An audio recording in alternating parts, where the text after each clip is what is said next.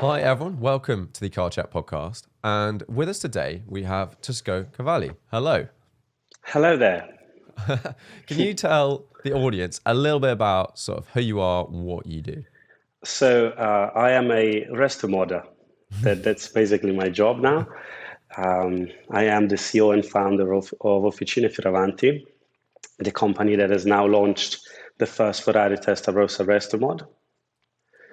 And yeah, this is my full-time job and keeps me busy, let's say. Yeah. Okay, so before, what has been your sort of background up to this point? I'm assuming you've been a car nut for a long time and whatnot, Yeah, but that's that's true. So I've been into cars since I was born. Basically, there's a picture of me when I was like less than a year, holding the steering wheel of my grandfather's car, and since then, it just has grown up to this, let's say, excess of even modifying old Ferraris into modern whatever they are. No, I don't know yeah. if you understand what I mean. As I said, I grew up among cars. My grandfather has always been collecting Italian vintage Italian cars and Mercedes. And so until I was 15, I never really developed a true deep passion for cars. I was interested in them. I liked them, but I wasn't really into that. Mm. Then one day I went to the Ferrari dealer here in Lugano in southern Switzerland, and they also have a racing team. It's called Kessel Racing, and they do a lot of Yep. GT3 racing. And Mr. Kessel himself told me, Tusco, do you want to come with us and join us at the Paul Ricard to try and drive a race car? And I said, of course. And I was only 15. And so they put me into a 458 challenge, and I just started racing. And so I spent a whole day with an instructor on the Paul Ricard, and then it just got me. It's Yeah. something it's hard to explain, but it got me, and so I made this click inside my head, and from there on, I just started racing.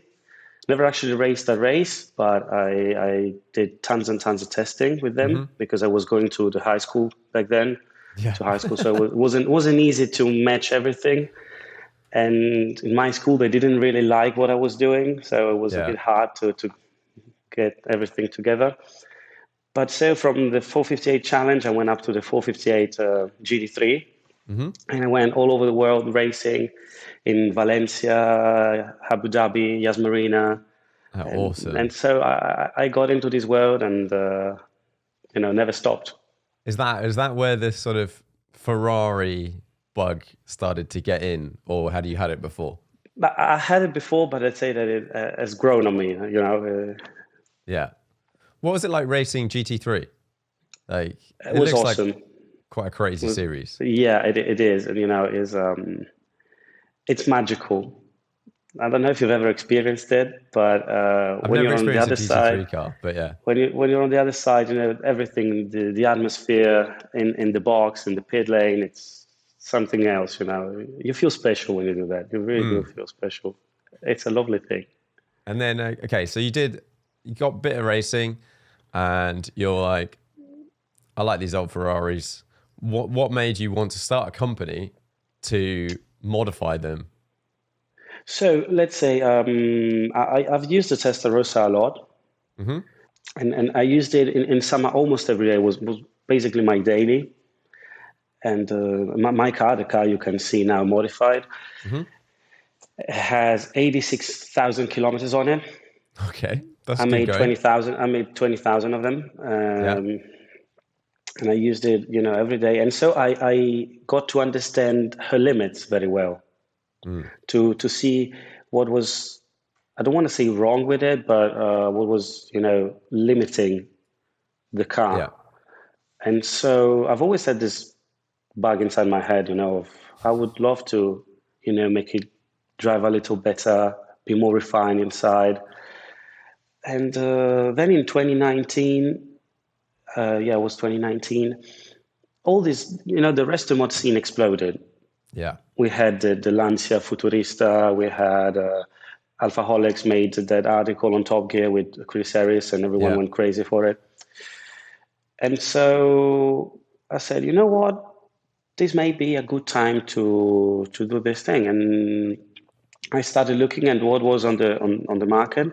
I went to see the Futurista with my own eyes. Yeah.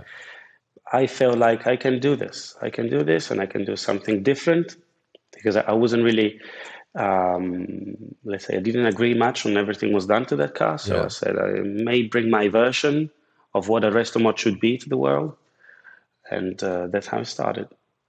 And then, okay, so you take a Testarossa, which actually I'll admit, before I've never driven one, and I don't know too much about them. So I sort of but I did a little bit of Wikipedia, and I had a look at the base specs and whatnot. Came out in, I did write this down. It's gone. Where did it come out? 1984. 1984. Yeah, 1984. Presented at the Paris Auto Show in 1984 in October, and it was then released with one wing mirror on the driver's side, and center lock wheels. Yeah. And then we see many iterations of the Testarossa over the years, getting the two wing mirrors, then 5 nuts, then getting to the 512 TR, and then F512M. And then okay, so your base car, is it a Testarossa or is it a TR or It's a Testarossa. It's a Testarossa. It's the original Testarossa, the one with the mono dado, as they call them, and mono specchio, which means one wing mirror and one nut for the wheels. What was the reasoning behind one wing mirror? Just quickly. Because back in the late 70s and early 80s, they still had, many cars still had only one wing mirror. Okay. So it was regulations, basically. It wasn't mandatory to have them both. And I guess that's on the other side. Like if you're on the left, it's on the right. Yeah, exactly. And then on right-hand drive cars, did they do it the other way around, or did they just? Yes, they put it on the right. It's close to, not close. It's on the driver's side. No, it's on the driver's side. Yeah. Oh, okay. So you see this big thing. You have it here, and when you get to a roundabout, you just don't see anything because it blocks all the way the view of the incoming traffic. So it's very dangerous. So, okay. And then the original car is, I had to look up, 1,700 kilos, 385 horsepower, 4.9 litre, flat 12. That's the sort of base spec. They made 10,000 of them, I think. Close to 10,000. Yes. And okay, so what have you done? Where did you start? And how much of it has it sort of evolved? So what we did was get the car completely stripped down to the bare chassis. And once we had the chassis in our hands, we reinforced it. We made torsional rigidity testing to find where the car was flexing. And we made it stronger. Then we put, the chassis through the cataphoretic bath, like they do with modern cars. When the whole chassis gets into this bathtub, but basically with a chemical compound inside that attaches itself to the chassis to prevent rust. Yeah, they sort of because a big problem. Thing, yeah, they did the whole thing into this chemical bath, so the car doesn't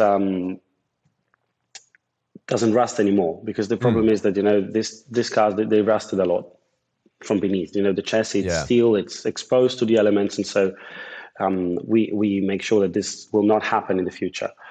Then we get the engine to the engine shop, and we start rebuilding the car with new suspension components. Yeah, we change the arms, the uprights, the wheels, the tires, then new suspension, new shock absorbers that are in this case Öhlins, four-way adjustable dampers, or even electronically controlled. There's a button inside the center console that you can press to make the suspension softer. In modern Ferraris, you have this bumpy road mode, they call it. All the journalists, they call it like that. And we introduced the same thing. That's So a we have great idea. that. So when you're driving, or let's say on a British B road, as they say, that they are a bit ruined. You can press this button and the whole car gets softer. Yeah.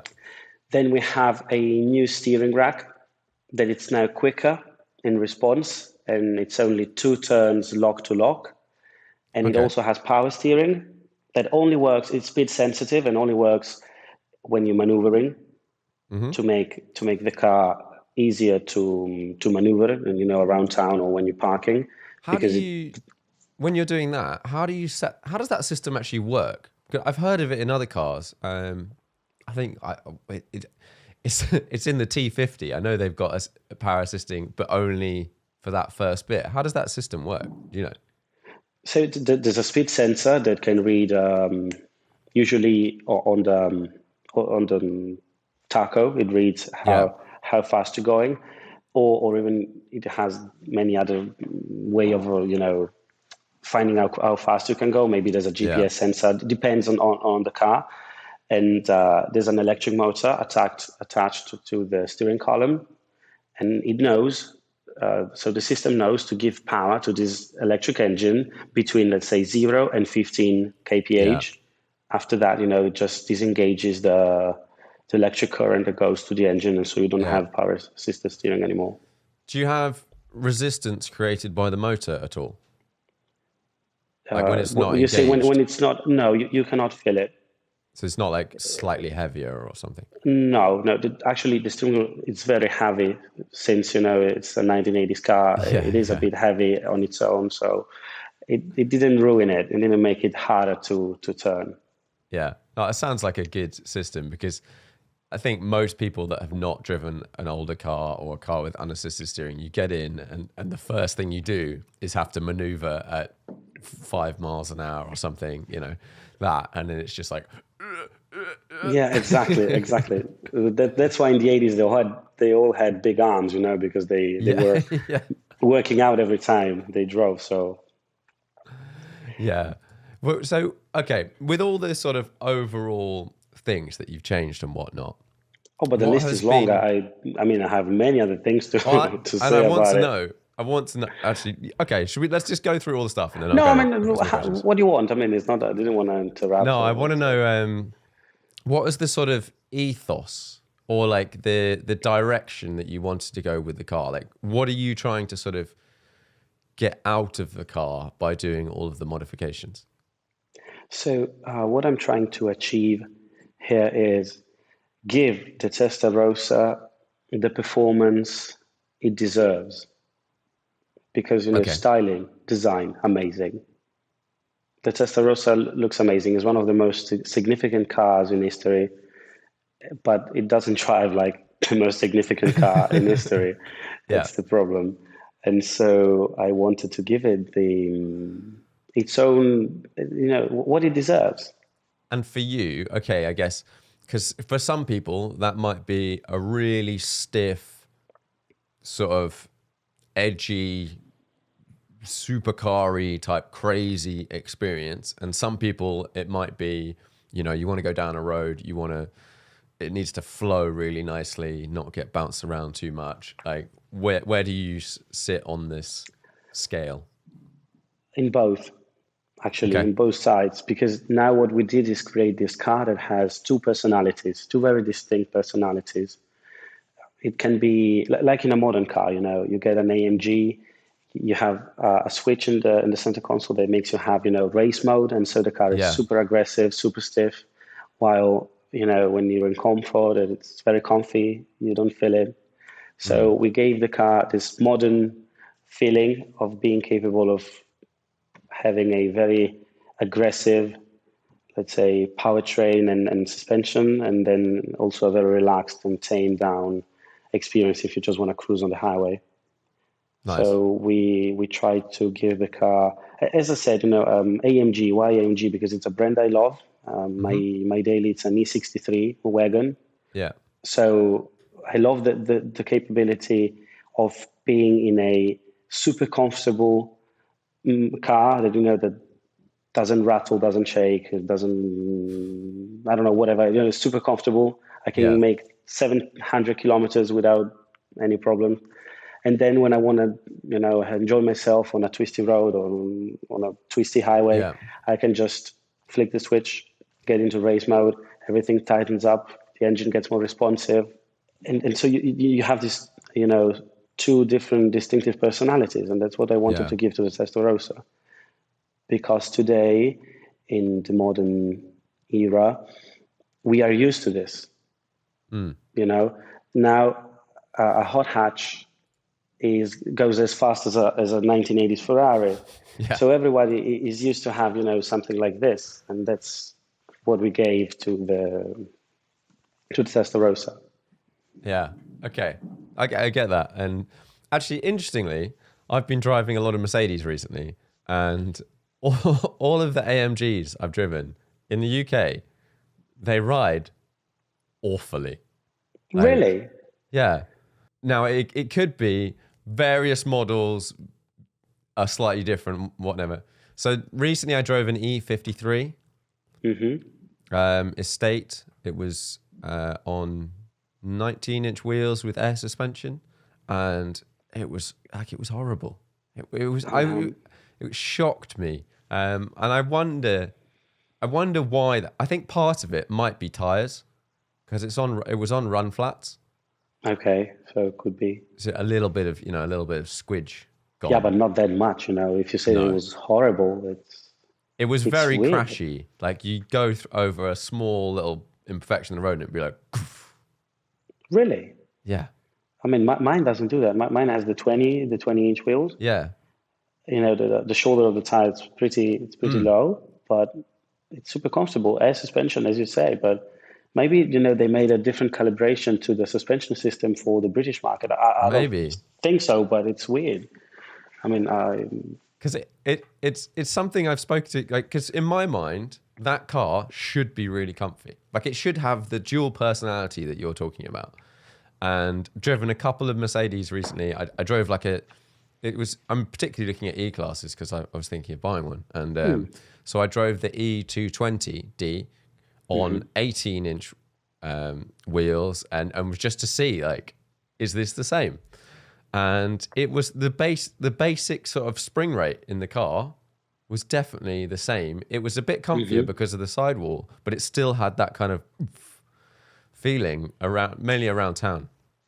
I don't know. I mean, the 63 on my side, doesn't do that. Maybe I have to drive a 63. Yeah, maybe the 53 is. It's not a complete AMG product. It's more of a Mercedes rebadged with AMG. So maybe they wanted to give it, a harsher ride to make it feel sportier, even when it's not. I don't know. Maybe it's marketing.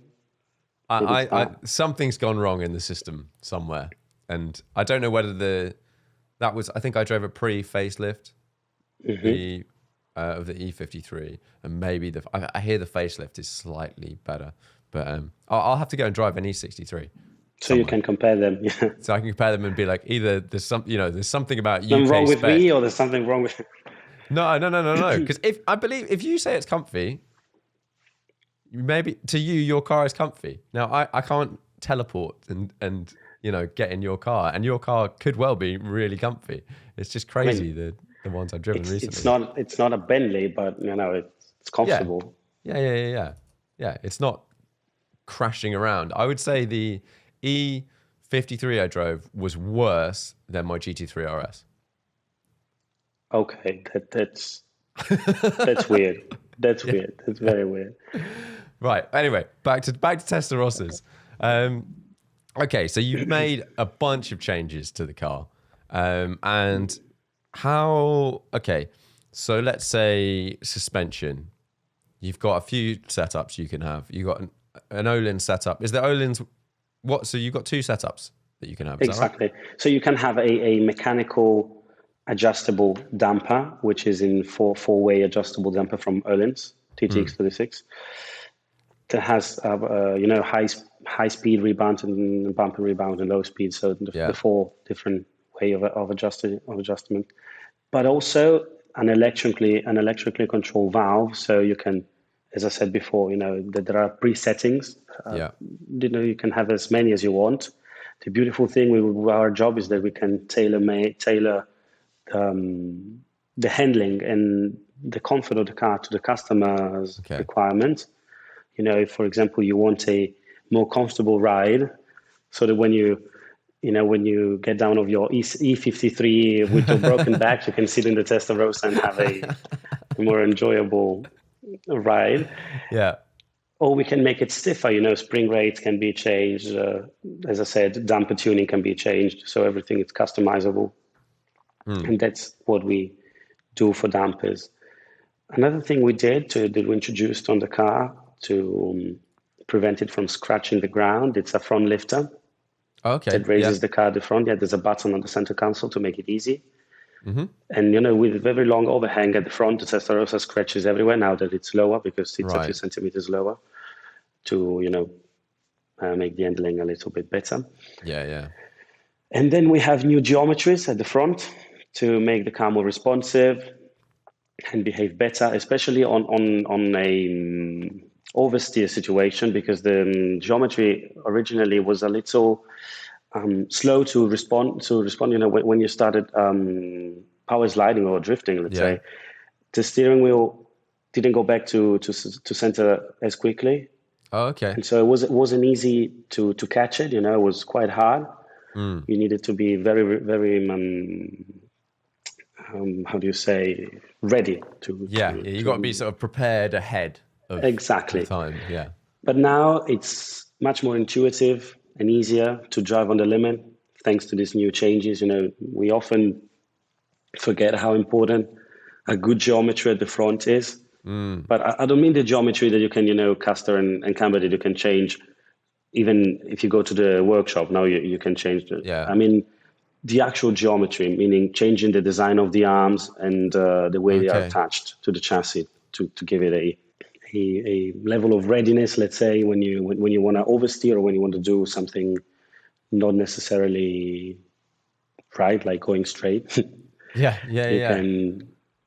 can do it now, easy. And so in that regard, so you're moving points, from where they attach to sort of different places and whatnot to make it work better.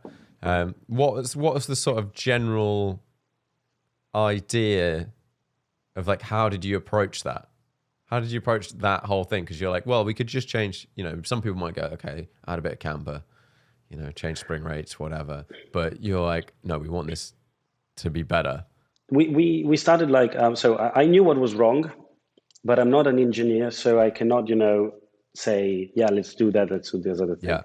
So we talked to an engineer, Mr. Giuseppe Angiulli, which is responsible for the famous Alfa Romeo 155 DTM.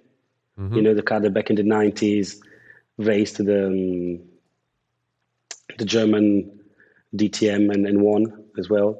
That's cool. And he made many, many race cars and successful race cars. Yeah. So he knows a thing or two on making suspension for cars. And he designed the new geometry, the new arms, the new uprights. So, we gave the job to someone that they knew what to do. Yeah. It's not like one day we woke up and say, okay, let's change this, let's put that there, let's do something. No, there was a team of engineers making these things.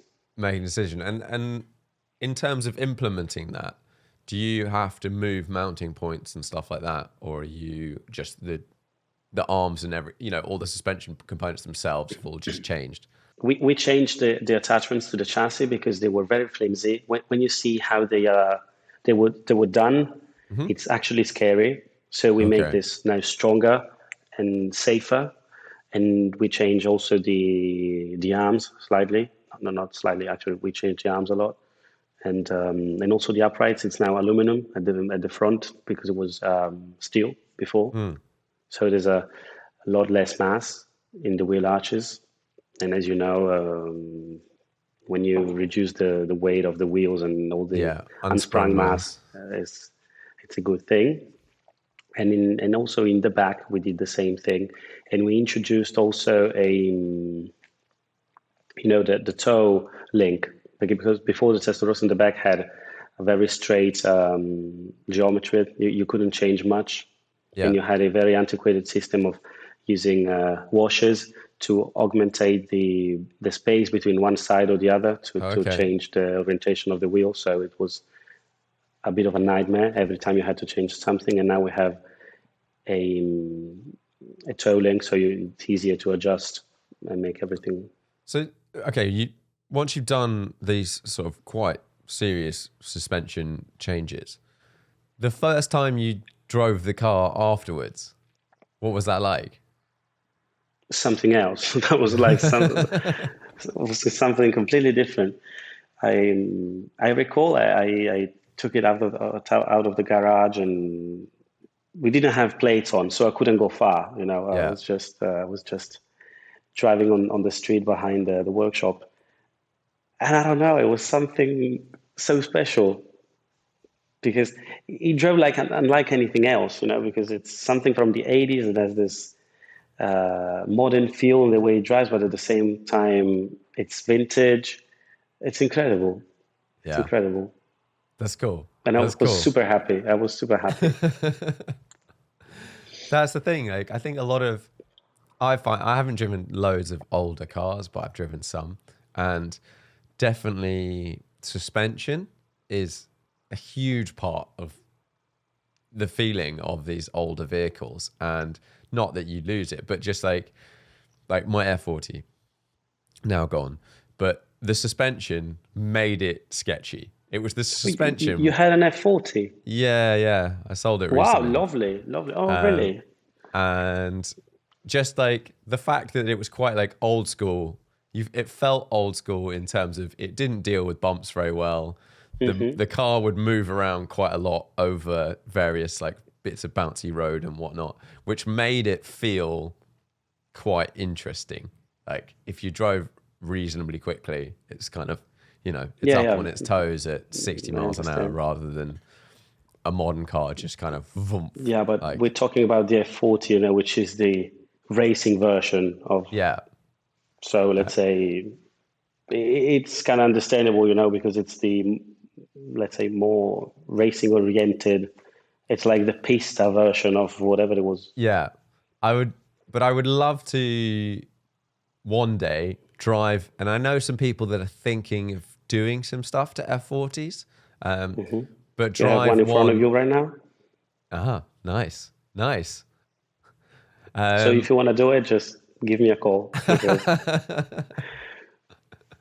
But I want to drive an F40 with a more modern geo and suspension setup. I think it'll be easy. wicked. We can do it. I mean, it's still a Ferrari from the 80s, so many of the things learned on the Testarossa can be applied to the F40. Yeah. So, okay. So you're making these cars. Interior. Let's talk about the interior, because I feel like you've changed the interior quite a bit, which has made it Yes, we did. nicer. So actually, we didn't, because the styling of the design of the interior is exactly the same. We didn't change anything because, as you can see, this is a Testarossa interior, because we didn't want to change anything since the car looks good as it is. The seats, they have been designed only for this car. There isn't another car in the world with these seats. So we didn't want to change anything, because we, as I said, we wanted to respect the Testarossa, not to change it too much. And that's not my idea of restomod, Yeah. A restomod to me should be keeping the car as original as possible regarding the styling, and unless there's something or renders that needs to be, adjusted. But for the rest, keeping it as original as possible. And what we did to the interior, so as I said, we stripped down everything. We get to our, how should you call it, interior shop. I don't know, reupholster. And it's the same guy that makes the interiors for Paganis, for Wahiras and Zondas. Nice. In Italy, close to Modena. And when we were there, we said, okay, we need to give this interior feeling of luxury that was never there before. Yeah. So now the leather on the center console, as you can see here in the picture, flows differently. We have this stitching here on the center console that makes everything more luxurious and feels better. The leather is softer and has this beautiful smell of new. You know, it's not the typical 1980s thing.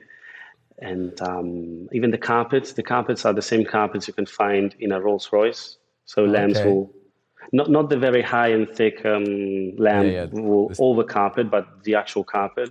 Yeah. Because I wanted to give this car the dual personality of a very luxurious GT as well. Then what we did is change all the heat reflecting and sound shielding materials, you know, the sound deadening Yeah. and everything with modern materials to make the cabin as quiet as possible.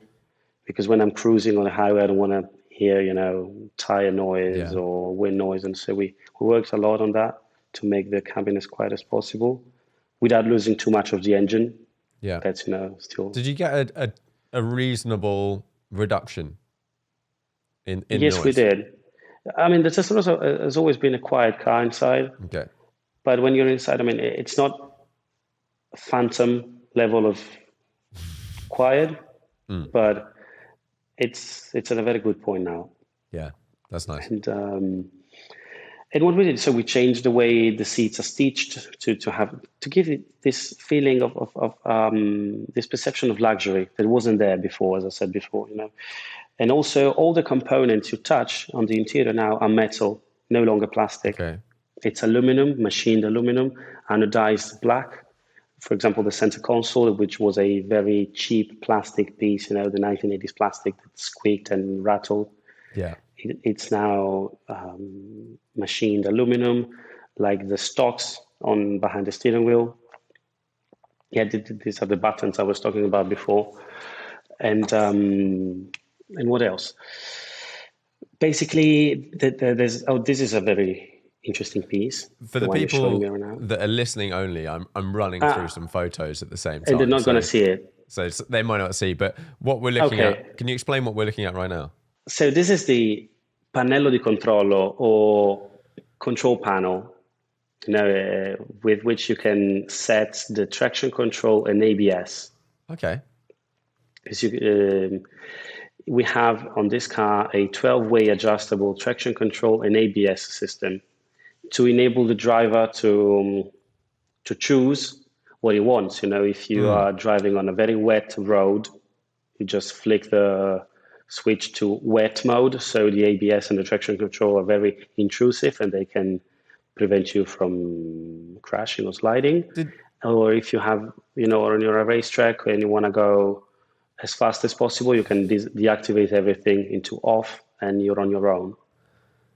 What did the Testarossa have? Did it have any traction control? ABS, no, it didn't have anything. Okay. And then has that been quite an interesting process fitting that and calibrating it? It was, yeah. We had to do a lot of testing on the racetrack to get the ABS right and the traction control right. So yeah, you need to do a lot of kilometers. A nice feature for people that are used to driving with traction control all the time. Exactly. And actually, that's, you know, the modern feeling we wanted to give to the car, you know, being safer around you. Not just, you got 500 horsepower, just drive around. No, this has to be, you know, something safe you can enjoy. It doesn't have to be scary. And that's a level of safety, you know, there's the safety net called traction control, ABS, that once you have them, it's difficult not to have them. Yeah. Have you ever braked hard with the F40 on the rain, you know, when it was raining? Not from like a high speed, but I have. So you know what it means. Exactly. And that's the scariest feeling when you're on the road. That's scary. So to me, ABS, it's a must because it saves your life more than traction control. ABS, because, you know, traction control can be your right foot. Yeah. But ABS is very hard because when it's an emergency on the road, you just put your foot on the brake very hard and the front wheels, they lock up and it's hard to, if you don't know what you're doing, it's very hard to save yourself. So I think that's a must have for every car now. Yeah. Unless you have a lot of practice in race cars and whatnot, and pushing on various, road surfaces. Yeah, exactly. But the average buyer, the average user doesn't have this racing experience. You know what I mean? No, and I think there's around certain topics, whether it's ABS traction control, you get a bunch of sort of people on their sofas and their computer being like, I don't need traction control, I don't need ABS. And the reality is, like, if I'm driving my GT3 RS, for example, 997, I leave traction control, obviously you can't turn off ABS, but traction control on all the time, unless I'm on track and I'm like, I want to mess around and whatnot, and then I'll turn it off. But when I'm back on the motorway and I'm zoning out and I'm chilling out and I'm not paying all of the attention the entire time, it's on. Exactly. And there's loads of people that are like, no, you don't need it. And you're like, yeah, come on, just like get with the times. It's safer. Exactly. And the same for radios. So I drove a 992 GT3 yesterday, someone's car, and we were talking about different options that people spec in these things, and people that do radio delete, or aircon delete, and they're like, it saves whatever 5 kilos, 8 kilos, it's something. For what? And you're like, no one is faster. It's not a race car. Exactly. You're not racing anyone. That's the problem. We go down to philosophy, because if you drive a race car, I never drive my cars on the racetrack. I have other cars, and I never drive them on the racetrack because I don't feel safe. Because if you start driving a race car, I don't know, have you ever driven a race car in your life? Yeah. I have a. So you know what it means. You have something else. It has nothing to do, even though it's a GT3, you said. But if you take a 911R and a GT3 on a road-going GT3, or a 458 and a 458 GT3, they are nothing alike. No. You have the roll cage inside, everything is different, and they are engineered to go on a racetrack. So I don't never feel safe driving on a racetrack with a car for the road. And as I said, you don't need to remove 5 extra kilos to be 0.2 of a second quicker around the Nürburgring. Yeah. Do you understand what I mean? Yeah. Because a race car is something else, that doesn't even have radio because it's a race car, and eliminating it from your lives, to me, it's a problem because we enjoy listening music in our cars, don't we? I do. I do as well. That's the place where I listen to music. It's very important. And with special cars, it's even better because I was in California in 2019 in summer for the Monterey Car Week, and I was driving the new Stratos, the Ferrari F40. So I was driving the new Stratos on the Pacific Coast Highway. So the 101, I was, over the sea. And the car didn't have the radio. So I was there holding my iPhone like this to listen to Crepuscolo sul Mare, which is, this instrumental song that simply feels like the sea and the sunset. Yeah. And I was there and I wanted to enjoy the moment with the music, but I couldn't. And that was so frustrating that since then I said, I need a radio in every single car I drive, because you never know what happens. Yeah. And what you want to listen to. And you can enjoy that if you're only going to drive a car for half an hour and it's all about just being like, and it's got a really loud exhaust and you're going sort of your favorite road or whatever. I can see why people might not have one, or, wouldn't install one if the car doesn't already have it. Absolutely. But do a road trip. And cars, to me, are about road trips. And if you drive for 8 hours on a motorway, it gets pretty boring. Exactly. That's what I'm saying. It depends on the use you do with the car. If you just put it on the trailer, take it to the racetrack and drive it for 10 hours straight on a Saturday, and then you take it back home, I can understand. But to me, I'm not saying that it's wrong. just my personal idea. Personal preference. Yeah, I love to have the radio, even on the Testarossa, when you drive around at night listening to Miami Vice theme, the Crockett theme or Yeah. whatever, and feel like I'm in the 80s. To me, that's part of the magic that you get with these cars, Yeah.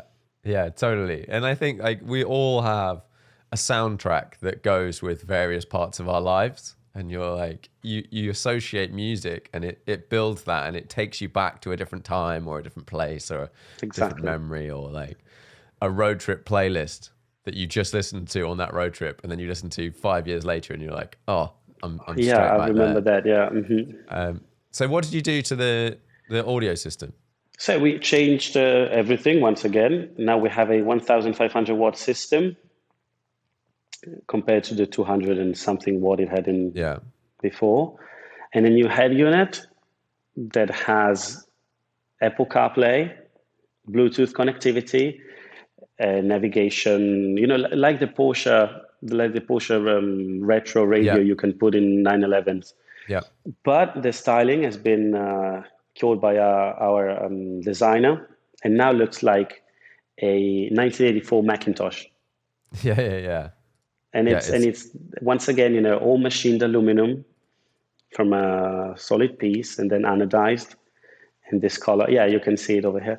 This is it has the same radiuses if you see on the sides of the 1984 Macintosh. Okay. Because it was like, it was born in the same year of the Testarossa, so I wanted to give this little Easter egg. And if you see in the corner there's written OF audio link. Right. In the OF, in the OF, I don't know if you can zoom it. There's the same colors, not actually the same colors, but like in Apple Macintosh that they had this LGBTQI plus like colors.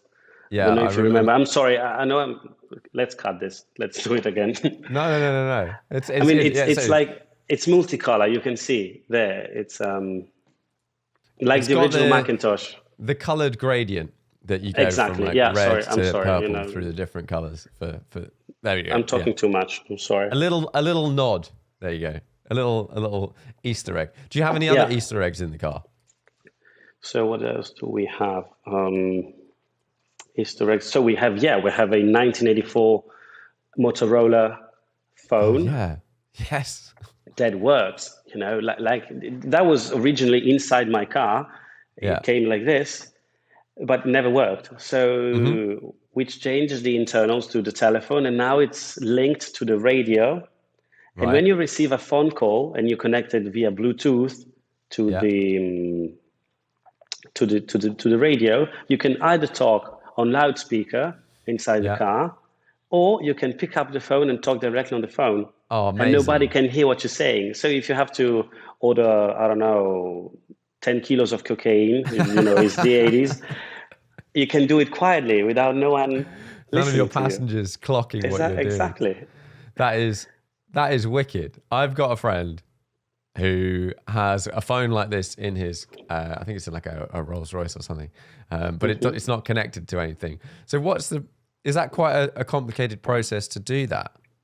Yes, it is, because you have to take the radio apart, the telephone apart, and make the two talk to each other. It's not easy. It took us a lot of months of testing. Working it out. Yeah. He'll probably send you an email. Be like, I want this tech. You might end up having to buy a Testarossa in the process. So that's cool. You've done some luggage. Then the running boards, they are all machined aluminum once again, and they are custom to the customer specification. And what else do we have? The radio is better. The engine. Air conditioning. Yeah, engine. Exactly. That's a good point. So the car originally had 385, 390 horsepower, depending on the readings. Yeah. Now the car has more than 500 horsepower. We are still in development to make the engine even more powerful in a, let's say, like Singer. Singer has different steps. Yeah. You can have the 3.8 liter, the 4 liter, Yeah. and with different power levels. And we are at 500 horsepower, but if someone wants something less, we can of course deliver. Yeah. And so what have you done? Have you made the engine? Is it now like 5.1 or something? No, Or is it it's just still a change of materials and things? 4.993 cm. But what changed is all the internals and also the injection system and exhaust system, the ECU. And we started, with removing the older Bosch KJ-tronic injection system, which was an electromechanical system that wasn't Yeah. really efficient, let's say. And we removed a ton of weight just by removing that piece alone. And we replaced it with the ECU from EFI, which is an Italian brand that makes control units for Ferrari F1 as well. And we have this ECU that now stays proudly on top of the engine. You can see the three motorsport connections reaching the ECU and then going to the engine and to the fuse board and various other parts of the car. And also change all the spark plugs and the coils. We don't have distributors anymore. We have coils directly on top of the spark plugs. Yeah. And then we changed the internals, as I said, with new pistons, a new balanced crankshaft, new cams, new valves retainers. As I said, the ECU, the injection system, the exhaust. Now we have a Inconel headers. We have Inconel headers and titanium mufflers. This is the first system developed for a Testarossa like this. Okay. So, like in Formula One cars, the Inconel for the headers and then muffler in titanium. And the muffler has a valve, two valves actually, one on each bank, that can be opened when you press a button on the center console. And with this, you get a fully straight piped exhaust, which is crazy.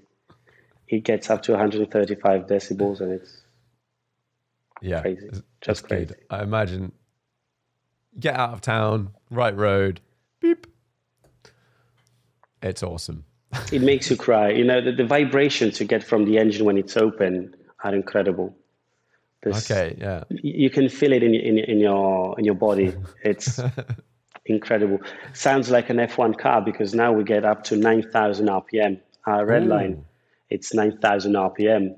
So, when you're up there, 8, 5, 9, it's crazy. It makes you cry, really. You laugh. And last week we drove the car to the Gotthard Pass here in Switzerland, and I had a friend behind me which was following us. And he said that listening to it on the mountain road with the sun setting was one of the greatest feelings he ever had. So amazing. That's really cool. And what do we have? We also have a switch in the center console that lets you choose two different maps for the engine, like the Ferrari Manettino in a certain sense. And you have O and F, which is O for original power. When you're on O, the engine adjusts itself with timing and various different parameters to be quiet. That's one exactly. To be more streetable. Okay, so the throttle response is much more relaxed. Yeah, and the whole power delivery, it's different. It's meant to drive around town easily. Be easy on the powertrain, not putting too much stress on you and the components. Yeah. And then when you want to go fast, you flick the switch, you go to F of full power. That's a little Easter egg, OF of Officine Fioravanti. Okay. And you have the full 500 horsepower, 510, 500 horsepower, and you can drive like the hell out of it, Yeah. You get a more responsive throttle, and the whole car gets into race mode, let's say. So the suspension stiffens up, the exhaust opens up, and everything gets ready to go fast. As I said, like in an AMG, you can flick the switch and go into race mode, and you get everything. So the suspension on its hardest setting, the gearbox in the faster changing time, let's say, the engine more responsive. And we did the same here. When you flick the switch to F, you get everything in the hardest setting. Yeah, and then if you want, you can go suspension soft. Exactly. Or if you can detune it, Once you have it in F, you can press the suspension button to get back to let's say comfy suspension, let's say softer, or even the exhaust button if you don't want to be as loud as a F1 car. So, what does the car weigh? Originally, there was sort of 1700-ish, I think. Yeah, exactly. Now it's 130 kilo less, not dry. I mean wet. So with a half tank of fuel and all the liquids inside, it's 130 kilo less. Okay. Because we reduced a lot of weight only through components, because we didn't use carbon fiber in the car, because philosophy is in the 80s, the carbon fiber wasn't widespread to production cars. The F40, that was the first. Yeah. But we're talking 87, 88, not the Testarossa in 84. And so we kept this philosophy of not using carbon fiber, unlike everybody else that uses carbon fiber to redo the body. But it would be very hard to redo the body of the Testarossa in carbon fiber because it was handmade, handmade. So every car is different. And it's not very easy to make a unified Testarossa carbon fiber panels, because maybe it fits in my car, but on yours doesn't. It wouldn't There could be up to 3 centimeters differences on some panels. Really? So, yeah. Wow. That is. It was the 80s in Italy, difference. Yeah. yeah. Fine Italian engineering. I mean, I don't want to say that they didn't do anything good, because actually the car is good already, but it was the time. It was Fiat, back in the 80s. So exactly. So you take a base car, you strip it down, you do all your stuff, build it back up again. What do they cost? That's a good point. So it depends. It depends on the specification. Starting price, it's around 400,000 euros. Okay. Does that include a car? Or no. Plus a car? Actually, the customer needs to provide the donor car. Yeah. But we can find a donor car if the customer doesn't have one. So, but it has to be brought to us, and registered to someone that isn't us. Yeah. To the client. And the base price is 400,000 euros. But if you want a car like the one I made for myself, it's more on the 500,000 euros range, because it has many, the electronically controlled suspension, the engine is more powerful. So it depends on what you want. Even the leather on the inside, it's a very soft leather that cost a fortune, just the leather. So it depends on what you want, We can do a top-down configuration to find the right the right spec for each customer, Yeah. And does that include, does someone need to give you like a really good car to start with, or can it be like a bit rusty and whatnot? The better the car, the easier the result, the transformation. Because, when you get a Testarossa that has rust on it, repairing the chassis, I mean, it's feasible, but, it's always good to start with a safe and solid car that has been well maintained. Because also components like the gearbox, if you have to rebuild a Testarossa gearbox, that's a nightmare. So you should find a car that is in as good as possible. Yeah. But of course, if the car has some minor imperfections, can be easily. It doesn't matter if your engine's done 100,000 kilometers because it's all getting changed. Yeah, the only problem is the gearbox, because as I said, finding components, it's hard and it's very intricate and complicated. So that's a point that should be inspected before purchase. Cool. I really like the phone. I like the sound. Well, I like the idea that it revs to 9 That to me, with that engine, I feel like that's going to be quite some experience. Hearing But why that, don't you come down to Switzerland and try it yourself? I'm keen. I'm keen. We will do it. I don't know when, Yeah, but we let's will do do it. it. Yeah. Maybe I don't know how close you are to the Italian border. Maybe we go into Italy and then drive it in Italy. A few kilometers away. So yeah, that's better. Yeah. We also have worked a lot on the braking system. Okay. We Yeah. now feature the Brembo Racing from the racing catalog, GD3 brakes from the 488 GD3, Yeah. 6 pistons at the front and 4 pistons at the back. The impressive thing is that now we have more than, I don't know, maybe 10 times the braking power compared to before. Okay. Because yeah. the Testarossa had a big problem. It didn't brake. It slowed down. It slowed down.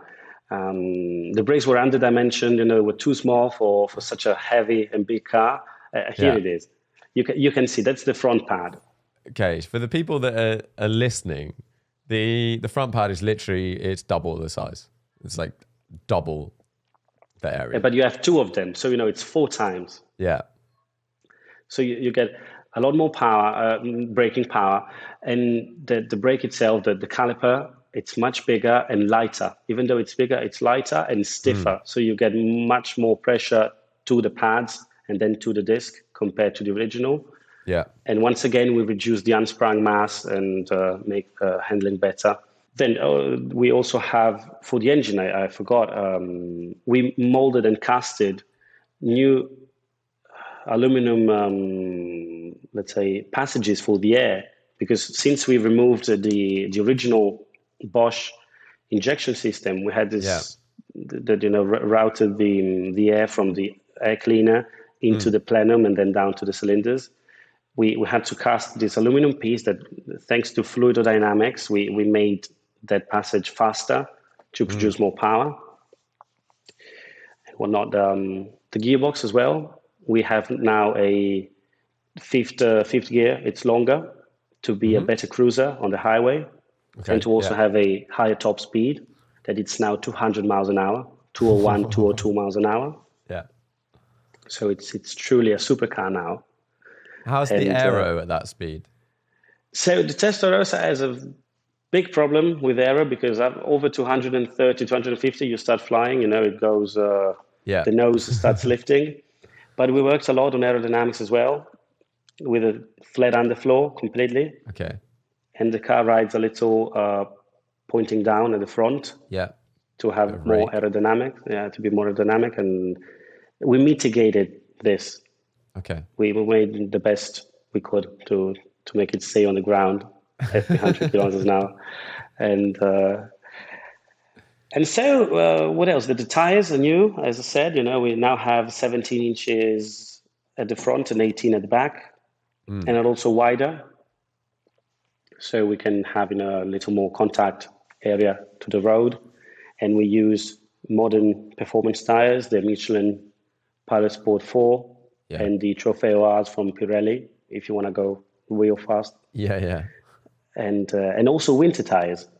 Oh, okay. I was keen to that, to have winter tires. If you want to drive it in winter, now you can, or even on the, if you want to do a road trip and you want to go to the ski resort or whatever, you can do it to Testarossa now, because you have traction control that prevents you from spinning the tires. Yeah. You have winter tires, and also ABS if you have to brake. The conditions aren't so good. You can. You've got all the things. Exactly, to help you out. And a Testarossa in the Alps or wherever is going to look pretty cool in the snow. In the snow, yeah.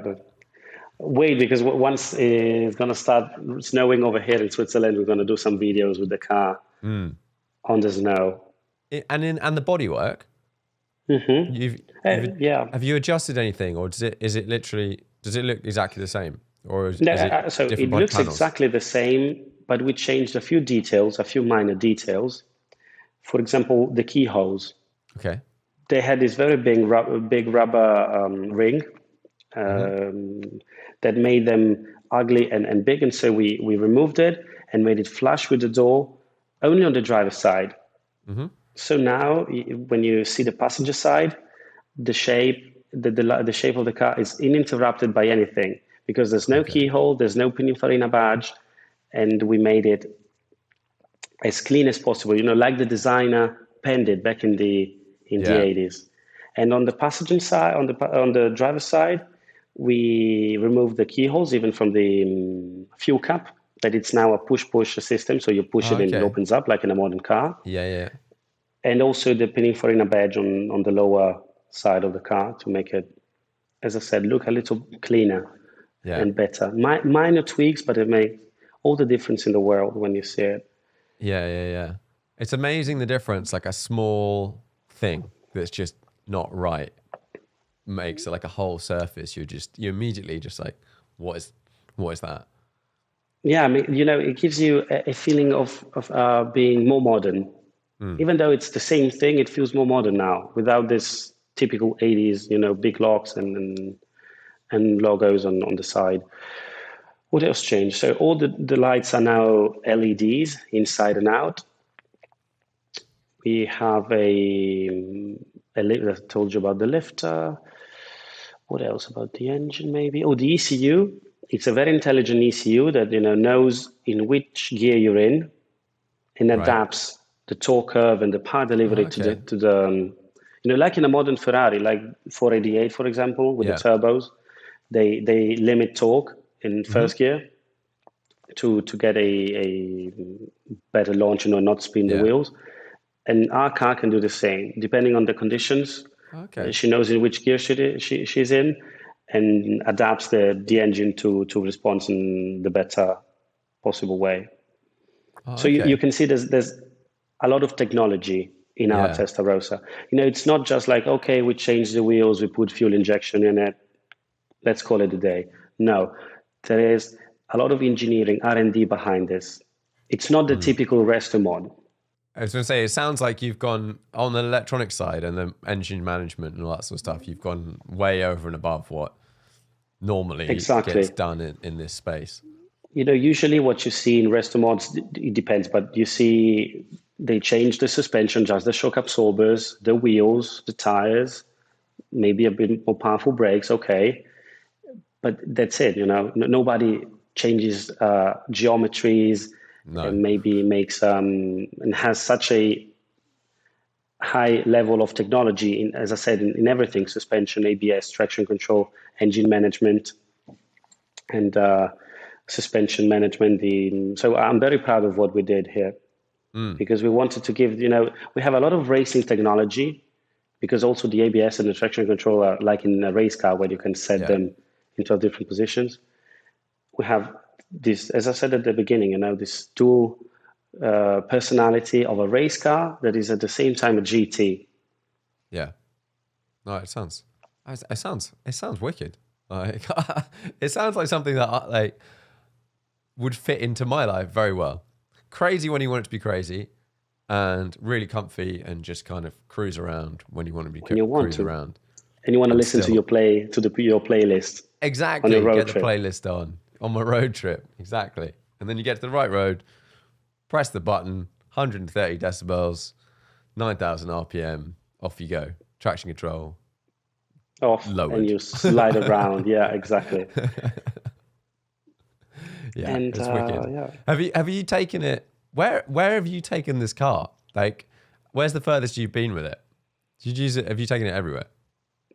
I mean, I've driven a lot. I made more than 5,000 kilometers since we, no, less, 2,000 kilometers since we presented it on the 4th of Mm. October in La Spezia, in the commercial harbor of La Spezia. I don't know if you've seen any picture I've of it. seen a couple of the pictures. Yeah, Yeah, we were inside this commercial harbor, because we wanted to give this 1980s Miami Vice vibe. yeah, So in between containers and cranes that was 70 meters high, there was this Testarossa that exited a container and and then showed the car to the world. Now there was the press and other people. And yeah. so since then, which was on the 4th of October, I made 2,000 kilometers with it, but I'm not driving it too much because we still have to make some minor tweaks. Yeah. ECU needs to be, the map of the ECU needs to be refined a little, and we're still, making some adjustments. So the car is often in the engine shop, in the workshop, to adjust a few minor details. So, but I'm driving it. The furthest, so the longest trip I did was like 500 kilometers, I guess. Mixed highway and normal road. Yeah. And the car behaves beautifully. Really, it's super comfortable when you want to, and super fast when you want to. So yeah, no, it's cool. She does the job. Are you really? Well, presumably you are, but like the feeling of driving that car now versus when it started, not just from a point of view of it's better at X, Y, and Z, but like that it's your project. Presumably that feels quite good. Yes, it does. It does. I'm very happy with what I did and the result, and I feel good about it. Yeah, I'm thankful, for everybody that helped us, that helped me and my colleagues to achieve this. And I'm very proud of what we did. I'm proud of the team that worked on it, and I'm proud of what we achieved together. Yeah, it sounds like a cool project. It sounds like it sounds cool. And how long, if someone ordered one now, how long before they could have one? If they Depending on the specifications, it can be 4 to 6 months. Okay. Depending on specifications, yeah.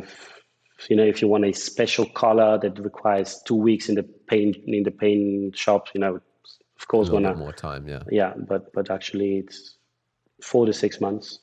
It's reasonably not too long. Yeah, if you order a modern Ferrari, you have to wait 2 years to get it. So yeah. And you're not allowed to order certain options anymore. Actually, I don't know whether Ferrari are doing that, but lots of manufacturers are doing that at the moment, aren't they? Where like really, because of chip shortages. Oh yeah, of course. Computer chips, that like you can't get a wireless charging pad for your phone in the car because they're like, we don't have enough chips. I didn't know that. No, I didn't know that. Wow. It's certain manufacturers. I think the higher end cars, they have enough kind of profit built into the system that paying an extra £100 for another chip or whatever is fine. But if you were to order a BMW 3 Series or something like that, or 2 Series or whatever, there's certain options you can no longer get. I didn't know that. Wow. Oh, that's bad. Like the one that you can't do, E-Class, if you order a new E-Class, I don't know whether it may be different for the AMG models, but for a normal E-Class, you can't get the big screen, the 12.5-inch screen. You can only have the 10-inch screen. Really? Yeah, that's crazy. So bad. Yeah, that's crazy. It's mad. Right. So, do you have a most memorable driving trip or journey? You mean in general with the Testarossa? Just in general. In general, let's see. So, that's a tough question. Yeah. That's a very tough question. So, as I said, the one I made in 2019 with the Stratos in California wasn't bad. What else? That sounds pretty cool. So how long did you get to drive that car for? Was 6 hours, because it was from LA to Monterey, so it was like 6 hours, I guess. Yeah, something like this. What's the car like? I love the Stratos. I really love the new Stratos. It is super nimble, super quick. It's a lovely thing, really. It's very expensive, maybe a little too expensive for what it is, because it's still a 430 at the end of the day, Yeah. But a lovely thing. The driving experience, it's beautiful. The engine is super responsive because it's naturally aspirated. You get a beautiful, because they tweak the engine a little, so a beautiful turn curve that you can enjoy at every RPM. It's a lovely thing. The only problem, as I said, doesn't have a radio. Oh. Yeah. Well, we know that's not good enough. Exactly. That's a problem. So for everyone listening that it's into the restomod business, please include a radio in your cars. Yeah, as an option. Like at least at least as an option. Yeah, exactly. At least as an option. Yeah. Otherwise, we'll all be driving around with our AirPods on.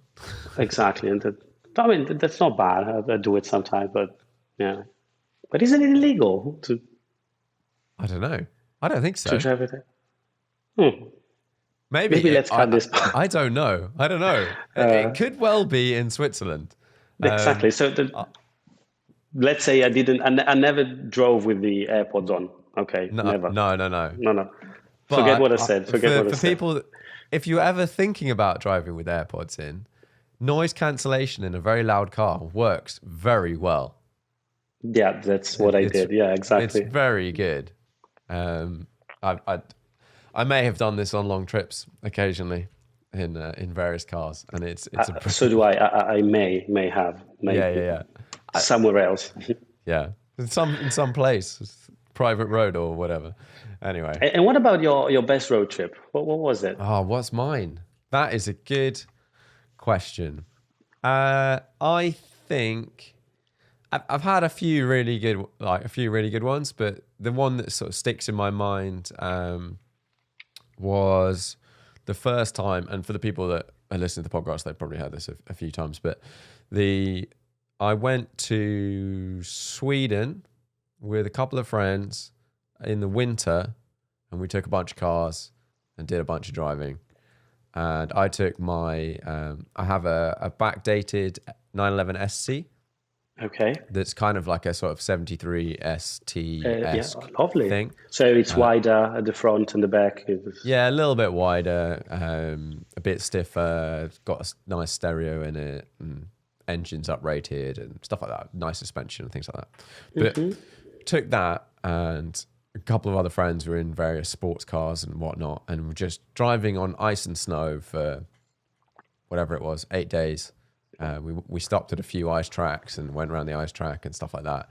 And that as like taking an old car into that experience, and we were just on winter tires. A lot of the guys had studs, and it was so much fun. And it was so much fun doing it in a car that you're like, this could be a bit sketchy, but you know, it's no traction control, no ABS, whatever. We had one night where we were driving, we had to get somewhere, so 60 miles an hour down a sort of country road at night, minus 25 degrees in the snow. And you very quickly get accustomed to driving at sort of normal speeds on snow and ice. Like you just get used to it. I know the feeling. And then the I don't know what it was, but basically the throttle started sticking. Wow. I think the intakes were like freezing or something, and it got. I suddenly was like, uh-oh. Like you lift off your foot and you're like, uh-oh. We have a problem. Yeah. Smashing the brakes. At which point, I think the brakes had like they had like gone freezing cold, and you're just there, just like pounding them, like glass. Like, okay, Yeah. come on, and then eventually you slow down, but you learn to leave more space. It was quite memorable, but it was a wicked trick. It was one of the funnest things I've done. I can in a imagine. car. Yeah, what you said sounded so cool. So cool. Yeah. And no, you talked about the snow. I had a very awful experience once with the E-Class. I was. I don't know if you know, but in Switzerland we are mandated to stay in the army for 4 months. Okay. When we get 18, when we turn 18, it's mandatory to stay in the army for a while. And I was in Sion, in French-speaking part of Switzerland, and it's very cold, and you have to go through the Simplon Pass. Yeah. And it was winter, it was like February, and it was a storm, a snowstorm on top of it. And with the E-Class was just me and this friend that came with me. We were driving on the snow. We couldn't see, further than the bonnet of the car. It was like the scariest feeling. And even if you have all the technology in the world, like in the E-Class, when you feel the car sliding on ice, it's the worst feeling and it's ever. Heavy. And it's heavy. It's not like the 911, it may be 1,000 kilo, I guess. That's 2.5 tons. So it's the worst feeling you could ever have because you're powerless. Yeah. You can There's do anything. Nothing you can do. So we were, damn it, that was sketchy. Yeah, that was sketchy. That was scary. Because, before I said, yeah, I'll show you how to drive on the snow. Yeah, I'm going to drift, blah, blah. I was, Yeah. showing off a little, and then, Yeah. ooh, damn it, we're going to die. But then happy It was okay. at the end, yeah, we were all happy. Nothing happened, but wow, scary. We So, did, so I can understand your feeling. yeah. And it was, we've done the trip a few times, and we've done slightly, different routes and whatever, and taken different cars. And one year I had shared with James Walker, Mr. JWW. I don't know if you've come across him. We had a Bentley Continental V8 convertible. They lent to us for a week, which was hilarious. Like, it was a lot of fun, but it's like 2.4 tons. Yeah. And once you get that mass moving in one direction, luckily four-wheel drive helps. Like, you can at least like put your foot down and point the wheels in the right direction, and it will And start it pulls you to through. Yes. hopefully pull you out. But you realize so much that, like, once the momentum was going in one direction, if you don't have much traction, it takes a lot to undo all of that. It was an interesting lesson in dynamics and weight. Exactly, in physics. Yeah, let's quote Colin Chapman. Add the lightness now to the car to make it faster and better. And yeah, and no, actually, it's dangerous. When the surface isn't really 100%, it's very dangerous. And often I see people that don't really know what they're doing. Yeah. Like they brake in mid-turn when in the middle of a corner they brake, so the car starts to slide exactly, and it's dangerous. But often, the average driver doesn't really think about driving. They just think, yeah, I'm gonna turn the steering wheel, brake, throttle, whatever, let's go. But it's not like this. It's dangerous, and you need to know what you're doing. Yeah, it's very interesting going to countries like Norway and Sweden, where I believe it's because they have their roads are just frozen in large parts of the country for a couple of months, a year.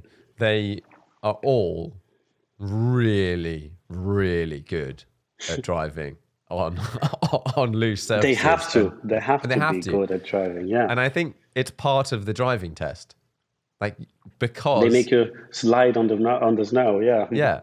And we met some great locals in Norway, and there was this. We stayed in like a ski resort at one point in time, and the guy that owned the place and a couple of his friends and some people that were sort of around came up, and one of them had what did he have?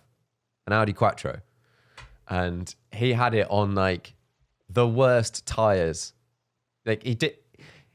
Most people tires, around there, it was almost on summer tires. I think it was possibly not summer tires, but it was pretty much summer tires.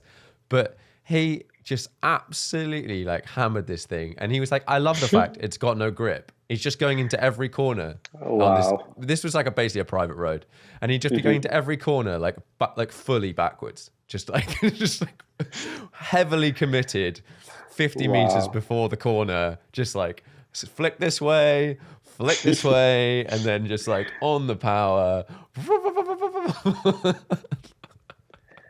And he was like 17 or something. Yeah, that's amazing, incredible. Yeah, but I think that they have to learn quickly since they are young. Even when they're young, how to drive properly. Yeah. Because unless you crash, so you have to be a good driver. And even I think like Switzerland, the UK, our climate doesn't really work for making people aware of what it's like in winter, because we don't really have like proper snowy winters that often. But I like Switzerland, you have to have winter tires. I think Germany as well, and then like Norway, everyone runs studs. That sort of thing, that makes the biggest difference. If you get so many people, let's say in the UK, that don't switch to winters, and I don't think you necessarily have to in a lot of places, but the difference London never gets beneath like 5 degrees in winter, right? Am I right? Or like occasionally it does. Like I had an M2 for a bit, and it snowed in London, and I needed to move the car. And it was in a parking space, and it would not move. You're stuck there, with the back just went like sideways, like that. That was it. Like, okay, not the car, and it was on like Pilot Sport 4S's or something. Not really the best tire with the snow, right? No. And in Switzerland we're not mandated by the law to have winter tires. Oh, really? If you don't have them and you crash, insurance is not going to pay. Okay. Well, that's a good way of doing it. At your risk, at your own risk. You don't want to put them on, okay, but that's on your own. If something happens. So we have this. It's not mandated by the law, but I see many people putting them on. The Swiss people actually they drive quite good when it comes to driving on the road. As you said, we used to getting snow and ice over here. Yeah. And not as much as Sweden, of course, because we all the way south. But the problem actually it's in Italy. Even though they are mandated by the law to have winter tires, usually people don't really pay attention to tires. Yeah. I'm talking about the typical average everyday commuter. Yeah, exactly. So they run on very consumed and old tires, and that's the worst thing you can do. Yeah. Especially on winter tires, because you need the thread to pick up the snow. Exactly. And I often see when I go skiing on the road and things, people crash, not really crashing, but being stuck, then putting chains on. And I never had to put chains on my car. With winter tires, I went everywhere. So I used to fit chains occasionally when I go skiing and stuff, and then I discovered what winter tires were like. And most of the time, I don't at the moment, but I had a 4-wheel drive. The car I was driving was 4-wheel drive, and I had winters on, and like, boom, you're going up. Yeah, you're just going up everything. Like, and it's actually super fun driving up a mountain on winters when like a whole bunch of people are on chains, because they're going like 20 miles an hour, 15 miles an hour, and you can go like 50. Like 50, you pass across them, through them like you're an F1 car. Yeah, I know the feeling. Yeah. And then people are scared. The problem is that they don't know what they're doing, so they're scared. Yeah, that's why they go so slow. But I mean, guys, but I understand if you're on the wrong tires. Oh yeah, of course. Mm-hmm.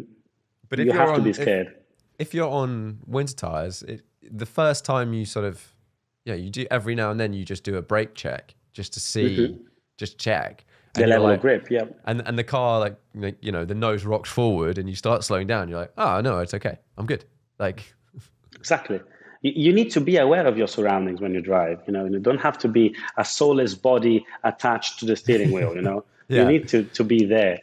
That's the Range Rover going down the motorway in the UK. It would be like 90 miles an hour, 100 miles an hour in the pouring rain, and they're like on their phone. Exactly. And you could, if you could zoom into the car traction control is just going the entire time. Yeah, exactly. So you talked about Range Rovers. What do you think about the new Range Rover, the new Vogue that just came out? I quite like it. I think I've sort of always liked Range Rovers. I've never owned one, but I sort of suspect at some point in time I might, because they're super comfy and nice. I think they've done. This podcast is going to come out like way after we're recording it, so I don't want to do too much sort of like current stuff. But I like it. I think it's got some great tech. The tech I particularly like is the noise cancelling speakers in the headrest.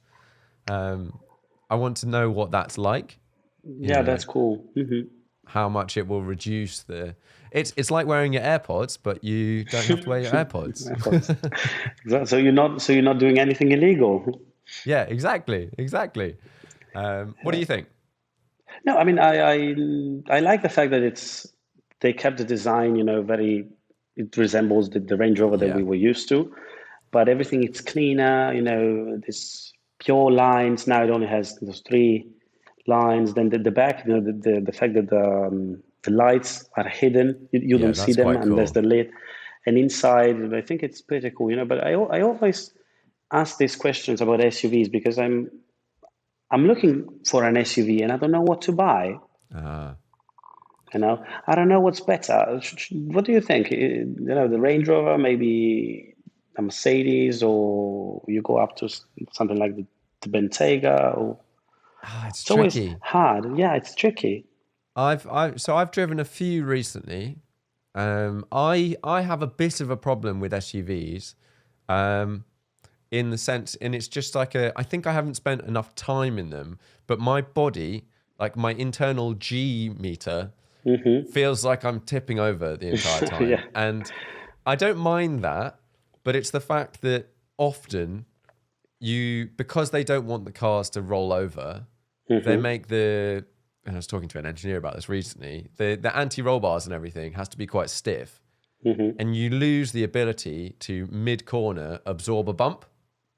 Whereas if you're in something like I don't know, an S-Class or something, it's all the wheels feel like they're very independent of one another. And when you're going around a corner, you hit a little bump, it just absorbs it It's and off you nothing. go. Yeah, yeah. Whereas everyone says, oh, SUVs are really comfy. And if you compare the ride quality of, let's say, an S-Class, which is very good, to a GLE, or I haven't driven a GLS, but they're significantly different.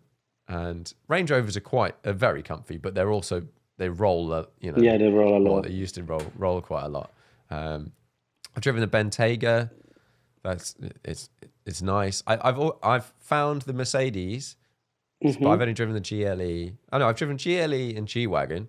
GLE I thought was quite stiff, not super comfy. The G-Wagon I thought was pretty good. Yeah, G-Wagon is good. That's Yeah. better. Impossible to get hold of nowadays. Yeah, One of they do. it's like 2 years or something. But yeah, no, I like the Range Rover. I worry about the electronics in the Range Rover. Yeah, that's a big problem. Like it's a real problem that happens definitely in the older one. So maybe it's it's a new platform and whatnot. So maybe it won't happen in the new one. But running a Range Rover that's over a couple of years old, even a new Range Rover has weird electronic glitches. Yeah, exactly. I heard the other day of someone, sort of, it was like a friend of a family member, got locked in their car. From the inside. So it was From the inside, it was inside. locked in. It was Okay. locked in and they couldn't get out. That happened to me as well. Really? But not on a Range Rover, on a McLaren 675 LT. Oh, okay. Yeah. On my LT, I was inside. So I started up the engine, and 2 seconds later, everything shut down. Black, everything, and the doors, they have the electronic latch, to Yeah. get out, and the window has to come, down a centimeter Yes. to allow the door to open up. Yeah. So I used the emergency release for the door, but the window didn't come down, so I was stuck Okay. inside. And so I crawled down, trying to get out, but I put too much pressure on the seal between the glass and the car itself, and I broke the wheel. The wheel, sorry, window. the glass, the window. It went everywhere. Oh, really? Just like Yeah, an explosion and scratched the entire car. It was such a bad experience. I just got in, That's pressed the awful. button to go, and I stayed 5 minutes inside and say, okay, what am I going to do now? Because the door couldn't. I didn't want to break the window, of course. But you need to And there get was out. and I had no phone because the phone was still inside the house, so I was there stuck. That Me, is a nightmare. myself, and I just thinking how to get out, and at the end I made a big mistake. But the problem is I couldn't get out. I had to do You have to get what out. I did. So the window broke and shattered, and glass went everywhere. And it was quite a bad experience. Yeah. Yeah. A bad Friday evening. Yeah. What other cars have you got at the moment? 675 LT. I love that car. I think it's wicked. That is wicked. That is wicked. That is something else. incredible. So the 650 Spider, Mm-hmm. the Testarossa, a 512 BB with carburetors. Oh, Very okay. special car. It's blue. It has a very interesting color combo because it was ordered back in 1978 from the Sheikh of Bahrain. Okay. There's written That's quite fun. on the book. Yeah, it's a car with a very interesting story. And then we have a 550 Maranello. Mm. So all these older Ferraris like this. The 63 that I drive Yeah. regularly, and an S63 coupe as well. The older model, Ooh. the one with the 5.5 liter V8, So what which year is is that? 2014, Okay. Yeah, yeah, yeah. which That's is a cool car. incredible. And when you were talking about the S Class before, saying that in turns is super comfortable, that thing is amazing. I think that the only thing faster than that is the Chiron, because the car has an engine tune, so now it has Yeah. 770 horsepower. Oh, okay. Change the ECU, and it is crazy fast.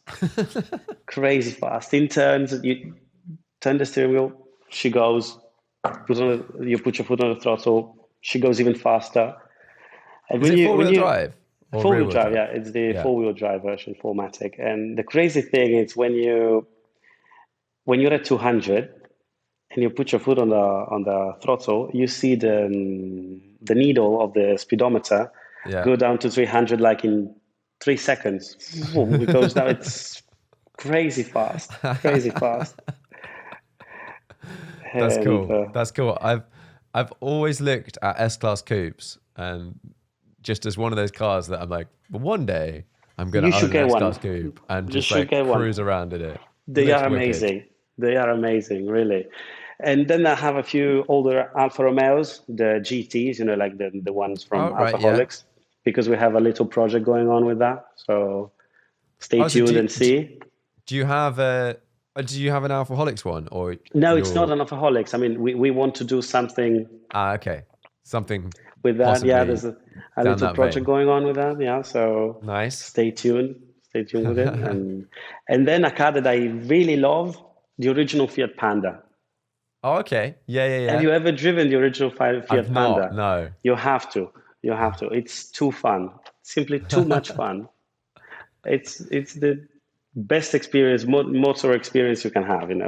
Drive that and you'll enjoy life. I mean, you understand why in Italy, they always happy. Yeah, whatever. That's the feeling they have because when you drive the Panda, you're happy. So you That's have so good. to test one because it's too Yeah. cool.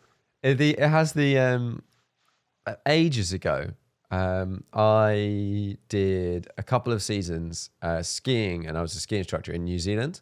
And the car we bought it was a 1987 Subaru Leone. So it's like a state car, but it was on like skinny tires. And day one, and this is what reminds me of the Panda, like day one, driving up the ski resort, you get to the certain point and then it was like snow and we're driving up and the little wheels, they just kind of like go through the snow down to the surface underneath and then like up you go, 4-wheel drive. Exactly. And we drove past a brand new Toyota Hilux on like massive off-road tires, pulled over to put on chains. And we were just like up the hill past Wow. him, like, who's this joker? Wow. Yeah, And then, exactly. and that from then on, I was like, actually, if you want like grip, like narrow tires on certain situations are brilliant. Exactly. It's the And the best Panda's the combo, yeah. same, isn't it? And It's the like Panda is the super light. same. It's like 600 kilos, super skinny tires, 135 section, front and Yeah. back. And you can go everywhere. Then it's so tiny. I drove it inside my house garden, my mother's house garden. When I bought it, she didn't know Yeah. it. And I went in front of her window, I was there. She said, how the hell did you get inside? Through the gate. I mean, it's a very small gate that no car could pass through, but the Yeah. Panda did. So it's too fun, too fun. But what about your cars? I mean, I heard F40s, GT3s, and many Yeah, things. so It's quite interesting. um, F40's gone. That was about a month ago, something like that. Sort of, I think part of me is now sort of, I've done or had that car. It was, by the time I sold it, very expensive car, and I didn't. That got into my head a little bit of how I was going to use it, parking at places. It was it was the blue one. I don't know whether you've seen the blue one that's been around recently. Might And have on Instagram, yeah. yeah, and so like if this paint gets scratched, it's like you've got to take it back to down to the carbon Kevlar and like redo it again, and then probably do the whole car again. So that sort of stuff, you're like just using it. I just didn't use it at all. And then at the same time, so I've had a 997 Gen 2 GT3 RS for 9 years now. It was my first sort of like serious sports car. And I just lucked out, like buying that car, and I still get in it now, and I still think it's awesome. And then so I have the backdated 911 as well, so sort of an older Porsche. And Yeah, the one you were talking about before. yeah, The yeah. ST replica, let's call it. Yeah. And then I have a GTC4 Lusso, Oh, lovely. which I like, but I don't use that much, and I think I will probably move it on. Okay. I Just almost died once in a GTC 4 so yeah. It was raining. I was driving in on the highway here in Switzerland, yeah, and so I put my foot down a bit too hard, maybe, yeah, and the whole thing started going sideways. Yeah. But I mean, the road was straight, and yeah, it was quite scary. Yeah. yeah. I had a few bad experiences with cars. Whew. Yeah. My car, it has something that I don't like, and I think what I need to do is get someone to check the geo and check the tires and stuff. But basically, if you're turning the steering wheel and you turn it a little bit, and then there gets to a point where it's probably, let's say your hands would be at like 4 and 10 or something like that. There's like a noticeable change in the progression of what the car's doing. So you're like rolling into a corner, and you get to a certain point, and it's almost like you've gone. It almost gives feels like more you've gone steering angle. It's like you give some steering angle, but it's like if the car is getting more. It's as if you're sort of like rolling over the hard edge of a tire or something. Now, obviously, that's not what it is, but it's like you've gone over something that feels a bit more solid, and then the car settles again. And I don't know whether I wonder if it's the tires or the alignment or something or something at the rear, or it could be in every single list. I need to drive someone else's, or at least someone else to talk about. It's a really weird feeling, and it means when you drive faster, it has that bit. It's like you're a third into the corner, and you feel this weird, like just the car just does a little something that upsets it slightly, and so unusual. I don't like it, and it stops you wanting to push the car at all. And it's not a massive thing. It's just a really small thing that I notice, and it's just like, I don't know what it's doing. I don't know why it does that. Yeah. I understand. No, that's very unusual, and I'm sorry. I thought the problem was something else, because it happens with the e-diff in cars. Maybe you turn the steering wheel, and then the car decides to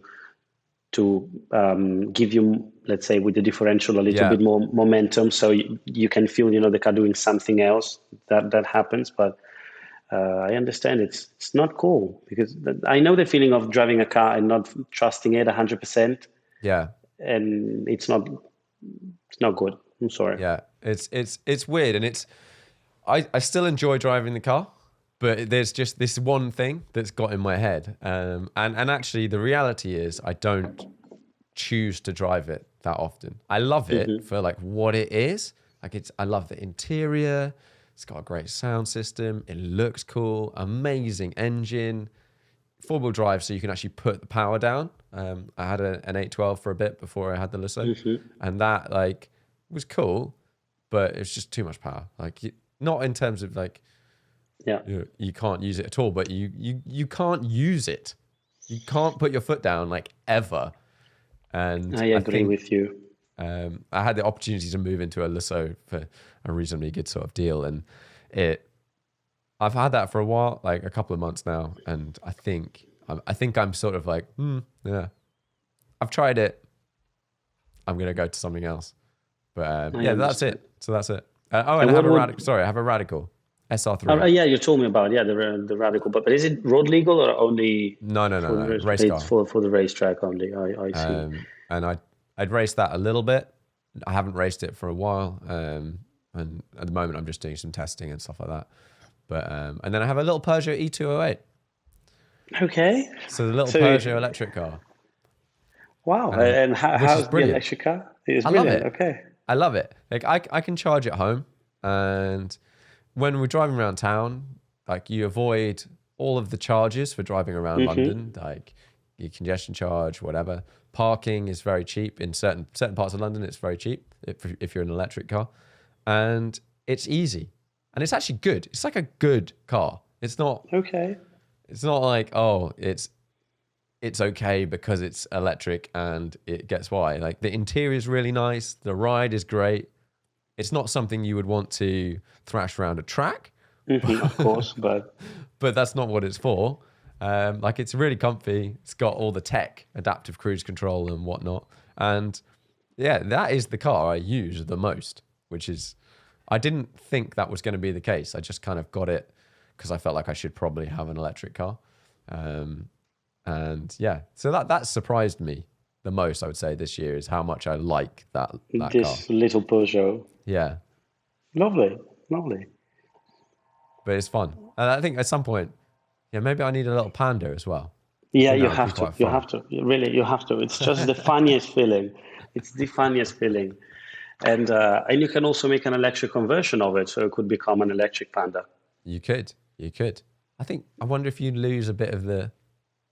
Yes, you would lose a little the feeling, this Italian feeling, exactly. But what would you replace the Lusso with? I think so. At the moment, I'm looking for a bigger family car. Not the Lusso would really swap out for that. The 53 you tried that was horribly. Yeah, exactly. I understand. So I'm looking for something like that. But then the Lusso, well, let's say that goes. I really like the idea. I've always wanted a 991 Gen 2 GT3. A touring. Lovely car. I think at some point in time I need to own a 991 GT3, just even if it's got a wing, just to sort of try it out, because I think they're really cool. I've driven a couple, and then I would possibly change that quite a bit. The idea would be buy one, run it for 6 months, see if I go, am I going to keep this for a long time? If not, fine, just keep it how it is. If it's not, probably make it the color I want, change the interior. Make it your own, I understand. If it's got a wing, probably remove the wing, make it a touring, like, you know, a conversion, A friend of mine is putting back seats in a GT3 at the moment. Okay. Which is, that to me is quite an appealing proposition. I like the idea of that. And then I would probably change the suspension a little bit. Like you just go down this endless kind of... I know the feeling. Yeah, you start with something and then you say, okay, but I need to change this and this and this and this again. And so it's endless, as you said. But I like the idea of building my sort of perfect 911. But that's what's cool about cars, you know, making it your own. That's the fun part, you know, because buying a car, it's easy, but making it your own, that's the special part, the good feeling about owning it. Yeah. And there's loads of little tweaks of things that I would sort of do that you go, that would make it a bit different, like whatever. I literally, the more I think about it, I'm like, oh yeah, and I would change that and I'd change that. But the important thing is deciding, one, what the budget is for the car. Am I going to spend too much money on it and then I'm never going to be able to sell it and it's a stupid waste of time? And like, do I even like it? make sure you like the car first. Exactly. Yeah. And it needs to be worth it. I mean, Yeah. not really in the money wise, but also for you. And I mean, it has Yeah. to be worth it for if you really like it, make it special. Yeah, because it's very expensive to do this kind of things. The problem is often people that don't get it, they say, oh yeah, but it's easy. You just change the color and something. No, when you want to get something done properly, it's very expensive. Yeah. So I can understand you It when you is. It say you is. need to choose the budget because it gets out of hand pretty quickly. Yeah. And then for some reason or other, you've got to sell the car and someone offers you Exactly, half of what you've spent on it. and then you've lost all your, let's call it, investment. Yeah. Yeah. If you could only drive one car for the rest of your life, okay, you get two cars in this scenario. One car, rest of life, no budget, and then you have 600 euros for something else on the side. So you already know the answer to the second question. To the second question, Little panda. the little panda, and what could it be? That I would answer like a McLaren F1, but then it's not realistic because you would never drive around every day with a McLaren No. F1. So I need to be a little more tough question. I mean, as I said, I would love to drive around in a McLaren F1 every day, but not really feasible because I drive a lot, and making 100,000 kilometers a year into a McLaren F1 wouldn't really be a good idea. Maybe the E-Class, I love it because it does everything. It has a lot of space because it's the estate version. Yeah. So I can, fold the seats and put everything inside. I used it a lot like this to move stuff around. And then it's 4-wheel drive, so I can use it even when it rains, it's snowing, or whatever. Yeah. I go skiing a lot in winter, so I put the snowboards on top. Easy. It's not an SUV, so it drives better. Doesn't have the weird raw feel you were talking about. Goes super quick, 0 to 60 in 3.3 seconds or something. Yeah. Looks fantastic. I don't know. Maybe that's the best. Yeah, maybe that. What year is your car? 2019. Okay. It's a pre-facelift. Yeah. So, and you've got like CarPlay and stuff like that, don't you? Everything, yeah. CarPlay, the Burmaster sound system with the very nice machined aluminum tweeters. And a lovely thing. Yeah. So I hope I answered your question. Yeah. No, it was all right. Okay. Next question. What do you think is the most undervalued car at the moment? What should be worth more? All Maseratis. All Maseratis. Like the bi-turbo Maserati of the 1980s, but not the first, because the first they catch fire, they're awful, so not them, but like the last bi-turbo Maseratis of the 1990s, like the 224, which already had the 4-valve engine. It's now worth like £10,000. Yeah. Like 13,000 euros. But they are cool. Lovely. Yeah, that's so cool. I'm actually looking for one because I think they are too cool, Yeah. Typical Italian styling of the late 90s, of the late 80s. A crazy engine, a bi-turbo V6. No grip at all because they drove, like Maseratis of the 80s. And, they represent the excess of the time. Yeah. And I love them, and they are too cheap right now. I really like that sort of shape now. Like they're sort of just like boxy. I think it's really coming back in like it's cool again. It's cool again, exactly. It is. Yeah, it's been if you looked at one of those cars like 6 years ago, you would throw up. They were disgusting. Yeah. But now that they are kind of coming back, and I think they deserve to be worth at least 4 to 5 times what they are right now. Fair enough. I think there's something, just an idea that's come into my head is like the general cars that you see on the road. Mm-hmm. So 15 years ago, most normal cars were more boxy. Whereas now, I would say most stuff is quite curved, like curvaceous, and a little bit more aggressive. There's more lines and stuff. But general cars are much more curvy. So when you put a car that's quite boxy in that mix, it really stands out now. Exactly, it does. And you're like, oh, that's different. Like, it's kind of fun. But have you ever seen a bi-turbo 224 driving around London? No, not that I'm aware of. Exactly. That's the thing. You'd be the coolest guy in one of them because nobody has it. I mean, there are good reasons why nobody would have one because they are always broken, and so I can understand. But if you find one and you restore it and you restomod it, making it more drivable, that's the best car there is, I guess. That's cool. I like that. Okay, good answer. Right, final question. Most interesting car to you at the moment? What are you Googling? What are you looking up? What do you mean by interesting? So, like in your head, and you're just like going about your day. Is there a particular car that sort of stands out that you think about more often than others? The problem is that every 224s. 50 seconds I change idea about cars.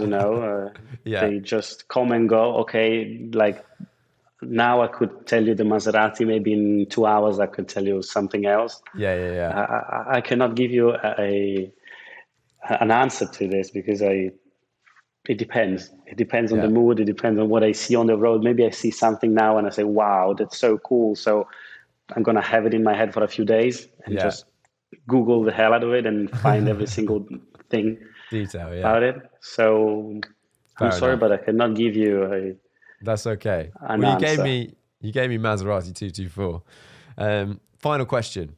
5-car garage, unlimited value. Boom. Okay. That's another tough question. So, what's yours? No. What's yours? So, definitely a Lamborghini Miura SV. Oh, nice. Just to look at it. And would you tweak it a little bit? I mean, I'm not a fan of carburetors.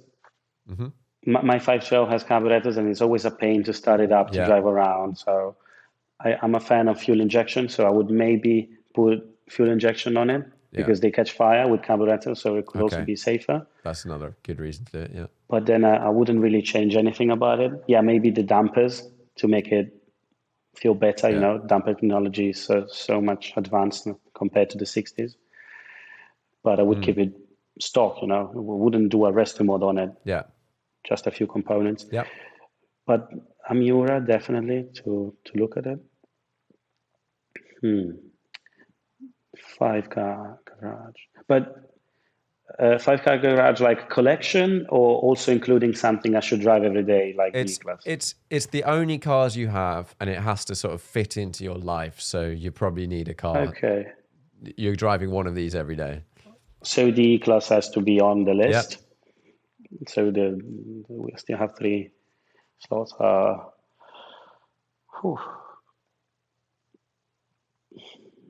Maybe a Chiron. Oh, yeah. Maybe a Chiron to drive at 500 kilometers an hour.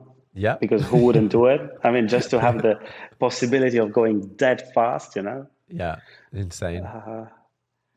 And to try it. I've never been over 260, so I have no idea what it means to go 500. I would love to try. Yeah. And would you have a race car? That has to be included in my collection. Okay, I didn't think that race car were. If you want a race car, it has to be in this. In this 5. Yes, I would have a race car. What race car? Maybe I don't know if a 650 GT3 or an AMG GT3. Because I've driven them both. Yeah. And I love them both for different reasons. So how are they different? For starters, the engine placement. Yeah. One it's the front, the other is in the back. And driving the AMG GT3 on a racetrack, I've drove it on the same racetrack as the 458 GT3 in Valencia, and I went so much faster just because I was more aware of the car because I could see where it ended, and it was better. I felt like it was more suited to me. Yeah. and so that's a very nice driving experience on track. And the 650 has this turbo engine, and it's just crazy amount of power and of torque, even though they're all limited to 500 and something horsepower, but just get a different raw feeling when you drive it. Yeah, compared to the 458 or the 488, you get this crazy feel of, I don't know, the McLaren. I love McLaren as a brand. Yeah. So I don't know. That's a tough question. I may go for the 650 GT3 because it's a bit more special, more crazy. The last spot would be reserved for the Panda. Oh, nice. You to have put to a have smile one on in your life. face. Yeah, exactly. It does. Cool. Sorry, I need to rephrase because the Panda doesn't deserve the spot in the garage. But another car that I own that I didn't tell you about because I forgot is a 1994 Mitsubishi Pajero. Oh, okay. Yeah. With 320,000 kilometers on it. Oh, nice. Has been owned by my family since new. And I love the thing so much, even more than the Panda, actually. It doesn't put a smile on my face like the Panda, but it sort of does the same thing, but there's also this affection to it. So I think the Pajero deserves a spot. Fair enough. I like it. Well, thanks very much for coming on the podcast. We're just about to tick over 2 hours. Thank you. Yeah, 2 hours. Yeah, thank you for having me.